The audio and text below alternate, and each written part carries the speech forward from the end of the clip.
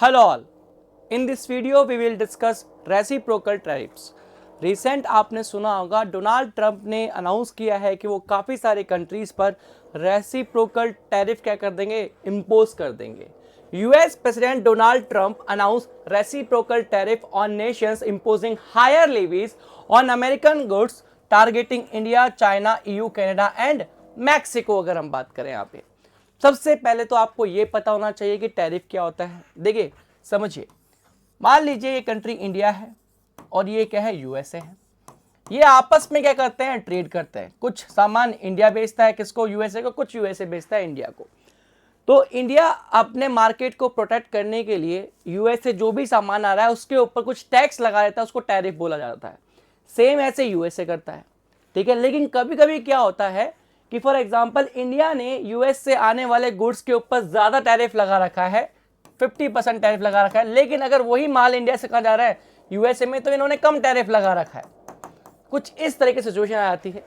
तब यहां पर यूएस ये कह रहा है कि हम क्या करेंगे, इसको बैलेंस करेंगे. मतलब अगर इंडिया ने हमारे माल के ऊपर 50% लगा रखा है और हमने उसके माल के ऊपर 25 तो नहीं, हम भी कितना कर देंगे, इसको 50% कर देंगे. रेसिप्रोकल टैरिफ सेम रहेगा. यहाँ पे क्लियर हो गया यहाँ पे कि टैरिफ एक ट्रेड, एक टैक्स की तरह मान सकते हैं इसको आप यहाँ पे. तो रेसिप्रोकल टैरिफ क्या है समझिएगा.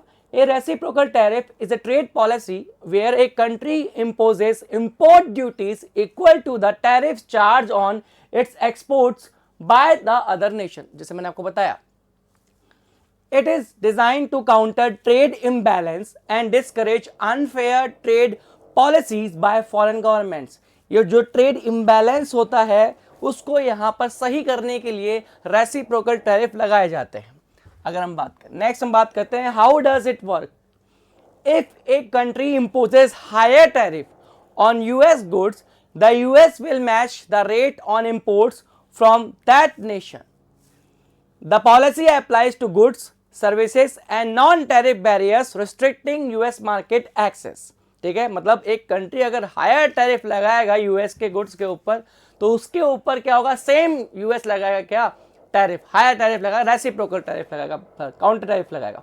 It aims to reduce trade deficit and encourage country to lower their tariffs to maintain access to the US market. देखिए ट्रेड डेफिसिट का मतलब क्या है, जब कोई कंट्री किसी दूसरे कंट्री के साथ में क्या करता है, ट्रेड करता है, तो वो क्या करता है, कोई कंट्री अगर किसी दूसरी कंट्री को बेचता ज़्यादा है, खरीदता कम है, तो वहाँ पर क्या होगा, वो वहाँ पे ट्रेड सरप्लस में आएगा. लेकिन अगर हम बात करें वो खरीदता ज़्यादा है और बेचता कम है तो यहाँ पे ट्रेड डेफिसिट में आएगा. तो यूएस क्या है, यहाँ पर खरीदता ज़्यादा है, अगर हम बात करें बेचता क्या है, कम है, तो ट्रेड डेफिसिट में जाएगा. और आप ट्रेड डेफिसिट को कैसे कम कर सकते हो, ऐसे टैरिफ लगा के. क्लियर यहाँ तक. नेक्स्ट चलते हैं. How does it violate WTO world trade organization rules. तो आंसर है यस, ऑफ कोर्स ये रूल क्या करता है, ब्रेक करता है. यस, इट में contradict WTO principles which advocate non discretionary trade policies under the most favoured nation MFN nation rule. However the US can justify it under article, अगर हम बात करेंगे 21 नेशनल सिक्योरिटी एक्सेप्शन और article 20 general exceptions of WTO agreement. अब consequences अगर हम बात करें इस टैरिफ के क्या रहने वाले हैं. पहला है एस्केलेशन ऑफ ट्रेड वॉर्स.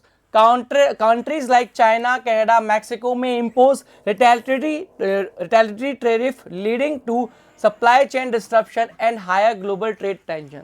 यहाँ से क्या होगी, ट्रेड वॉर स्टार्ट हो गया. तुमने हमारे ऊपर टैरिफ लगाया, हम भी तुम्हारे ऊपर क्या लगाएंगे, टैरिफ लगाएंगे. इससे होगा क्या, जो कंज्यूमर है उसको मेन अफेक्ट होगा. यहाँ पे क्या होगा, वो अफेक्ट होगा, उसके जेब से पैसा ज़्यादा पे करना पड़ेगा किसी पर्टिकुलर गुड्स के लिए. ठीक है, तो इन्फ्लेशन यहाँ से बढ़ेगी. Increase in consumer prices, tariff raise impose cost which businesses pass on to the consumers causing inflation, reduce purchasing power. मैंने आपको बताया था.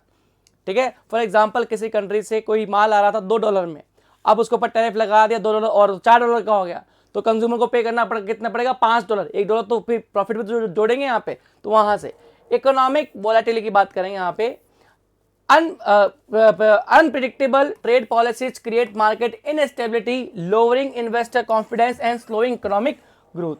strained diplomatic and WTO dispute, country may challenge US tariff at the WTO, worsening bilateral relations and risking trade retaliation. Boost to US manufacturing, higher tariffs on imports may push companies to manufacture domestically, creating jobs and reduce trade deficit. ठीक है, तो यहां तक हमने पूरा जो reciprocal tariff था उसका छोटा सा ओवरव्यू ले लिया था. ठीक है, तो थैंक यू वेरी मच.